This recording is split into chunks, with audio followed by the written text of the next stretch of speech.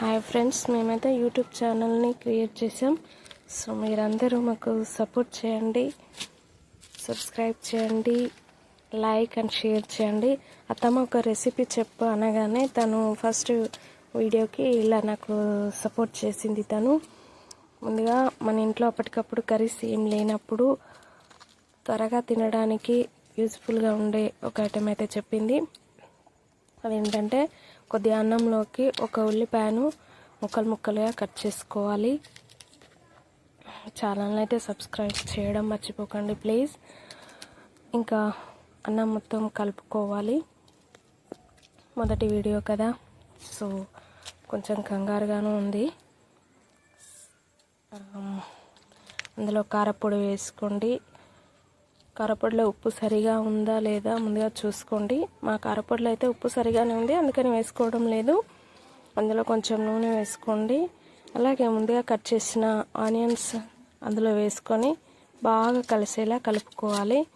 ఇది మొదటి వీడియో కదా, అత్తమ్మ కొంచెం ఇబ్బంది పడుతుంది, నవ్వుతుంది పాపం తను. ఇంకా అన్నం మొత్తం అదంతా కలిసేలా కలుపుకోవాలి. చాలా బాగుంటుంది ఫ్రెండ్స్, ఒకసారి ట్రై చేయండి. అందరికీ తెలిసే ఉంటుంది, బట్ తెలియని వాళ్ళు ఒక్కసారి ట్రై చేయండి. టేస్ట్ చాలా బాగుంటుంది. చూడండి కలుపుతూ ఉంది. మా అత్తమ్మ బాగుంది కదా. ఎస్, చూసారా, చూస్తుంటే నోరు ఊరుతుందా?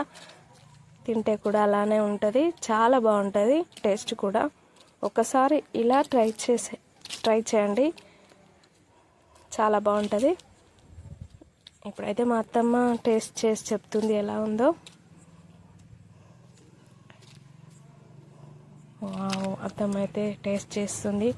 అత్తమ్మ ఎలా ఉంది చెప్పండి అత్తమ్మ. వావ్, సూపర్ అంటుంది తను. చాలా బాగుంది అంటుంది. ఫ్రెండ్స్, మీరు కూడా ఒకసారి ట్రై చేయండి.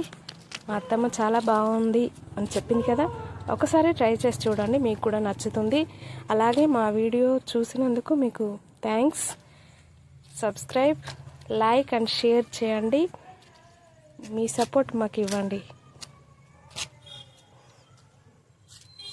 చూసారు కదా, థ్యాంక్ యూ సో మచ్ అండి.